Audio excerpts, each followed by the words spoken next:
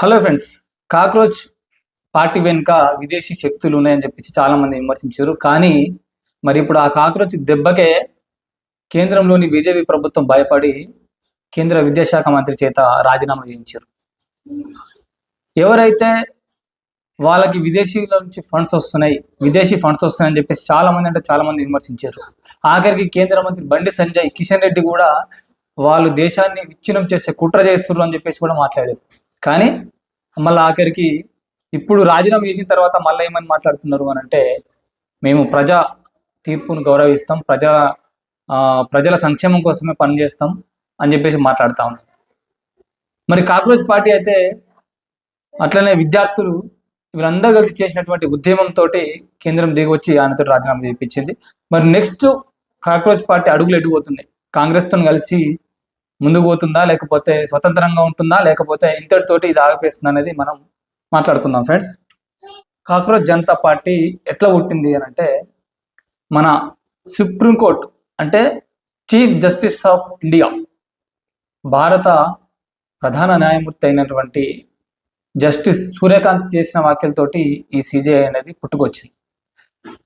విదేశాల్లో ఉన్నటువంటి అభిజిత్ దీప్కే అక్కడనే చదువుకుంటూ అక్కడనే ఉద్యోగం చేసుకోవాలని చెప్పేసి అక్కడ ఉన్న సమయంలోనే మన జస్టిస్ సూర్యకాంత్ మన దేశంలో ఉన్నటువంటి యువతను ఉద్దేశించి కొన్ని మాటలు మాట్లాడారు. ఏంటి అని అంటే, బొద్దింకల్లాగా అంటే యువత ఉద్యోగాలు ఏమంటి పడకుండా బొద్దింకల్లాగా తయారయ్యి వాళ్ళు కొంతమంది డిజిటల్ మీడియా, కొంతమంది సోషల్ మీడియా అక్కడిక్కడ చేరిపోయి బొద్దింకలాగా వ్యవహరిస్తూ ఉన్నారు అని చెప్పేసి మాట్లాడారు.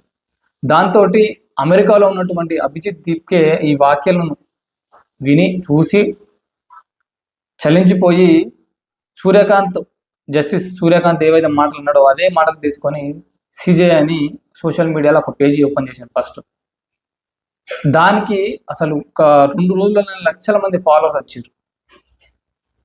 ఆ వచ్చిన దాన్ని మన సెంట్రల్ గవర్నమెంట్ అప్పటికే గ్రహించి దాన్ని డిలీట్ చేయించింది. అయినా కూడా ఆయన అభిజిత్ దీప్కే అక్కడి నుంచి రావడం, ఇక్కడ నీట్ లీకేజ్కి వ్యతిరేకంగా ధర్మేంద్ర ప్రధాన్ లీకేజ్కి కేంద్ర విద్యాశాఖ మంత్రి ధర్మేంద్ర ప్రధాన్ రాజీనామా చేసి ఎవరైతే సూసైడ్ చేసుకున్నారో పిల్లలు వాళ్ళకి ₹1 కోటి పరిహారం ఇవ్వాలని చెప్పేసి డిమాండ్ తోటి ఆయన జంతర్ మంతర్ దగ్గర లడాయి స్టార్ట్ చేసింది. దీనికి దేశంలో ఉన్నటువంటి చదువుకున్నటువంటి వాళ్ళు మాత్రమే, ఎవరైతే మిడిమిడి జ్ఞానంతో ఎవరైతే బీజేపీకి గుడ్డిగా సపోర్ట్ చేస్తారో వాళ్ళు కాదు, చాలా మంది చదువుకున్న మేధావులందరూ కూడా ఈ విద్యార్థుల ఉద్యమానికి మద్దతు ఇచ్చారు. దేశవ్యాప్తంగా ఉన్నటువంటి అందరు విద్యార్థులు వాళ్ళ రాష్ట్రంలో ఈ ఉద్యమానికి సపోర్ట్గా నిలబడ్డారు. ముందు జంతర్ మంతర్ దగ్గర ఆందోళన చేసినటువంటి అభిజిత్ దీప్కే వాంగ్చుక్ తోటి, శాస్త్రవేత్త, ఆయన విద్యావేత్త, పరిశోధకుడు, సామాజికవేత్త, ఇవన్నీ సోనం వాంగ్చుక్ తోటి హైదరాబాద్కి వచ్చి ఇందిరా పార్క్ దగ్గర ధర్నా కూడా చేశారు. ఆ ధర్నా కూడా వేల మంది విద్యార్థులు సొంతంగా పోయి మద్దతు తెలిపారు. తర్వాత పార్లమెంట్ సమావేశాలు స్టార్ట్ అయినాయి. చలో పార్లమెంట్ ముట్టడికి పిలుపునిచ్చారు సిజేఐ. ఆ సిజేఐ ఎప్పుడైతే పిలుపునిచ్చిందో బీజేపీ, కేంద్రంలో ఉన్నటువంటి బీజేపీ దీన్ని చాలా చిన్నగా తీసుకుంటే దీంతో ఏమైతే అనుకున్నట్టుంది. అట్లనే దేశంలో ఉన్నటువంటి వివిధ రాష్ట్రాల్లో ఉన్నటువంటి బీజేపీ లీడర్లు కావచ్చు, కార్యకర్తలు కావచ్చు, అందరూ కూడా ఈ సిజేపీ ఉద్యమాన్ని, విద్యార్థుల ఉద్యమాన్ని తప్పుబట్టిరు. అసలు వాళ్ళని ఎట్లా అంటే, ఇక దేశానికి పట్టినటువంటి ఒక శని, దేశాన్ని పట్టి విచ్ఛిన్నం చేసేటువంటి ఒక కుట్ర, విదేశీ శక్తులు అని చెప్పేసి ఆరోపించి అన్ని చేశారు. కేంద్రంలో ఉన్నటువంటి బీజేపీ కూడా ఫస్ట్ దాన్ని చాలా లైట్గా తీసుకుంది. కానీ మోదీకి సపోర్ట్గా ఉన్నటువంటి, బీజేపీకి సపోర్ట్గా ఉన్నటువంటి మెయిన్ స్ట్రీమ్ మీడియా కూడా ఈ విద్యార్థుల ఉద్యమాన్ని చూపెట్టలేదు జంతర్ మంతర్ దగ్గర. కానీ విద్యార్థుల దగ్గర ఫోన్లు ఉన్నాయి, సోషల్ మీడియా ఉంది, ఇన్స్టాగ్రామ్ ఉంది, అన్నీ ఉన్నాయి. దాని ద్వారానే వాళ్ళు ఉద్యమాన్ని ముందుకు నడిపించారు. ఎప్పుడైతే చలో సంసద్కి పిలుపునిచ్చిందో అభిజిత్ దీప్కే, దానికి వేల మంది స్టూడెంట్స్ తరలిచ్చారు, వేల మంది యువత తరలిచ్చారు, వేల మంది సపోర్టర్స్ తరలిచ్చి పార్లమెంట్ ముట్టడికి ప్రయత్నించారు. అప్పుడు కేంద్రం వీళ్ళని అణచివేద్దామని చెప్పేసి అక్కడ లాఠీ చార్జ్ పోలీసులకు అనుమతి ఇచ్చింది. పోలీసులు విచక్షణ రహితంగా ఆడోళ్ళు చూడకుండా కూడా విచక్షణ రహితంగా కొట్టారు. దాన్ని మెయిన్ స్ట్రీమ్ మీడియా ఎక్కడో చూపెట్టలే, కానీ సోషల్ మీడియాలో విద్యార్థులే తీసుకొని వాటిని సోషల్ మీడియా పోస్ట్ చేస్తే ఒక్కొక్కల గుండె చలించిపోయింది. అసలు ఏం జరుగుతుంది దేశంలో అని చెప్పేసి. అప్పుడు ఇప్పటి వరకు బీజేపీని ప్రేమించినటువంటి చాలా మంది కూడా ఈ యొక్క ఉద్యమం తర్వాత బీజేపీని వ్యతిరేకంగా సిజేపీకి మద్దతుగా పోస్టులు పెట్టారు చాలా మంది సెలబ్రిటీస్. అప్పుడు కేంద్రం దిగి వచ్చింది. అంటే అర్థమైపోయింది కేంద్రం ఇదేటో పోతుందని చెప్పేసి. ఎందుకంటే ఇంత లాఠీచార్జ్ చేసినా కూడా విద్యార్థులు వెనుకడుగు వేయకుండా అక్కని జంతర్ మంతర్ దగ్గర ఉండుకుంటా ఇంకా సంఖ్య పెరిగింది తప్పితే తగ్గలేదు. చాలా మందిని అరెస్ట్ చేశారు. అయినా కూడా అరెస్ట్ చేస్తున్నటువంటి వాహనాలకు అడ్డుగా నిలబడి వాళ్ళు అడ్డుకునే ప్రయత్నం చేశారు విద్యార్థులు, యువత. దీని అంతటి కూడా తప్పుగా చిత్రీకరించే ప్రయత్నం చేశారు. కానీ తెలుసు, ఎవరైతే విద్యార్థులు ఉన్నారో వాళ్ళ తల్లిదండ్రులకు తెలుసు, ఇంట్లో పిల్లలున్న తల్లిదండ్రులకు తెలుసు, వాళ్ళ ఫ్యూచర్ ఏందో వాళ్ళ అంటే ఆందోళన పడిపోయారు అన్నట్టు. ఇప్పుడు పేపర్ లీకేజ్ అవుతా ఉన్నాయి, ఇవన్నీ జరుగుతూ ఉంటే మరి పిల్లల భవిష్యత్తు ఏమైపోతుందని చెప్పేసి వాళ్ళు ఆందోళన చెందిర్రు. వాళ్ళు కూడా తల్లిదండ్రులతో సహా చాలా మంది బయటకు వచ్చి వాళ్ళకు ఉన్నటువంటి రాష్ట్రాలల్లో ధర్నాలు చేసి మన ఇందిరా పార్క్ దగ్గర కూడా, మన హైదరాబాద్ ఇందిరా పార్క్ దగ్గర కూడా ఇది చాలా రోజుల నుంచి కొనసాగింది. కానీ బీజేపీ మాత్రం ధర్మేంద్ర ప్రధాన్ చేత రాజీనామా చేపిస్తామని చెప్పేసి చెప్పలేదు. అసలు పట్టించుకోలేదు. ఒక మాట కూడా ఈ సిజేపీ విద్యార్థుల ధర్నా గురించి మాట్లాడలేదు. బయట చాలా మంది బీజేపీ వాళ్ళు మాట్లాడేది. ఆఖరికి సోనం వాంగ్చుక్ నిరాహార దీక్ష కూర్చున్నారు. ధర్మేంద్ర ప్రధాన్ రాజీనామా చేయాలి, చనిపోయిన విద్యార్థులకు ₹1 కోటి చొప్పున పరిహారం ఇవ్వాలని చెప్పేసి ఆయన దాదాపు 22 రోజులు కూర్చున్నాడు.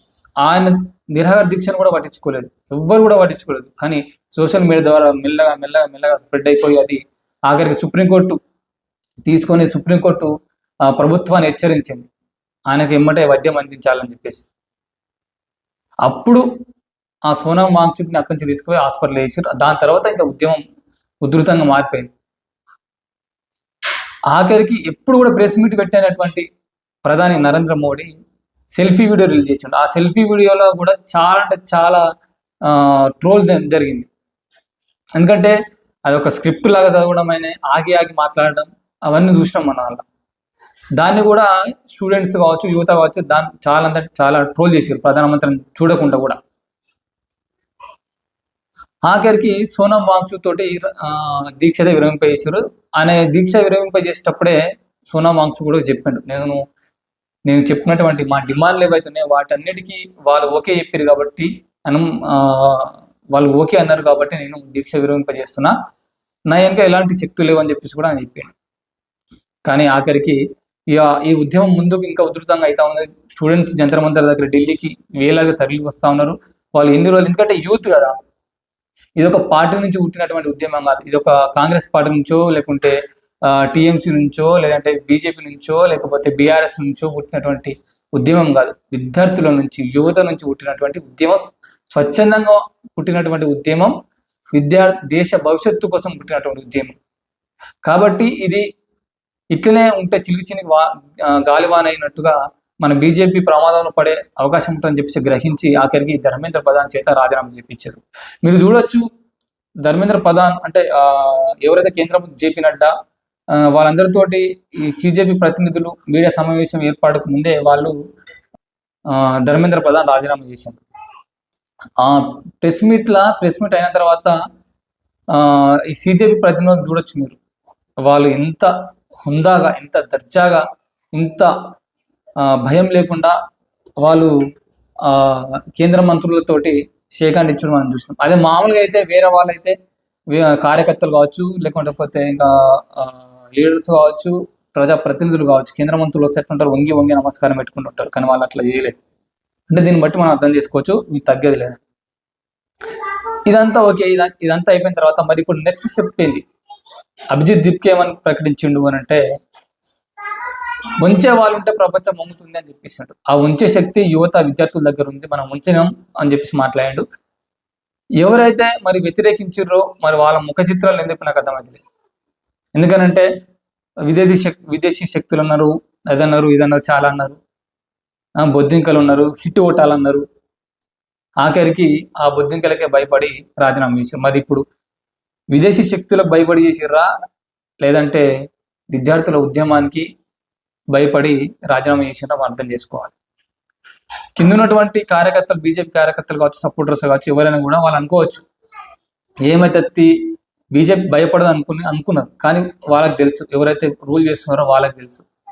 ఒకవేళ ఈ సమస్యను ఇట్టనే వదిలేస్తే అది ఇంకా ఉధృతంగా మారి బీజేపీ ప్రమాదంలో పడే అవకాశం ఉంటుంది నాకు తెలుసు. అందుకనే రాజీనామా చేయించారు. మరి నెక్స్ట్ స్టెప్ ఏంది అభిజిత్ దీప్కేది అని చెప్పేసి ఆలోచిస్తే ఒక ప్రకటన చేసి ఏంటి అని అంటే, మేము తర్వాత కేంద్రం ఇచ్చినటువంటి హామీల మీద పోరాడతాం, ఉద్యోగ అవకాశాలు కల్పించాలని పోరాడతాం అని చెప్పేసి ప్రకటించారు. త్వరలోనే భవిష్యత్ కార్యాచరణ ఉంటుందని చెప్పారు. మరి వాళ్ళు ఒకవేళ ఇది పూర్తి స్థాయి పార్టీగా మారితే మరి కాంగ్రెస్ పార్టీతో కలిసి పనిచేస్తుందా అని ఒకసారి మనం ఆలోచన చేసుకోవాలి. ఒకవేళ కాంగ్రెస్ పార్టీతో కలిసి, ఎందుకంటే అది స్వతంత్రంగా పుట్టినటువంటి ఉద్యమం, దానికి అనివార్యంగా దేశంలో ఉన్నటువంటి ఇండియా కూటమిలో ఉన్నటువంటి పార్టీలు కాకుండా మిగతా అన్ని పార్టీలు కూడా అనివార్యంగా ఈ సిజేపీకి మద్దతు తెలిపినాయి, విద్యార్థులకు మద్దతుగా నిలిచినాయి. మరి ఇప్పుడు ఏ పార్టీతో కలిసైనా పనిచేస్తుందా సిజేపీ చూడాలి భవిష్యత్తులో. ఎందుకనంటే యువత మొత్తం ఇప్పుడు చదువుకున్న యువత, తెలివైన యువత, దేశ భవిష్యత్తు గురించి ఆలోచించే యువత మాత్రమే. వాట్సాప్ యూనివర్సిటీలో చదువుకొని పోస్టులు పెట్టేటోళ్ళు, వాట్సాప్ యూనివర్సిటీని చూసుకొని మాట్లాడేటోళ్ళ గురించి కాదని చెప్తున్నది. ఎవరైతే మేధావులు ఉన్నారో, ఎవరైతే యువత చదువుకొని దేశం గురించి ఆలోచిస్తారో వాళ్ళ గురించి నేను మాట్లాడుతూ ఉన్నా. వాళ్ళందరూ కూడా ఇప్పుడు సిజేపీకి సపోర్ట్గా ఉన్నారు. మరి ఇది కాంగ్రెస్తో కలుస్తుందా, లేదంటే స్వతంత్రంగా ఉంటుందా భవిష్యత్తులో తెలుస్తుంది. మీకు ఏమనిపిస్తుందో చెప్పండి ఫ్రెండ్స్. ఈ విశ్లేషణ మీద కామెంట్ చేయండి. ఓకేనా? Thank you.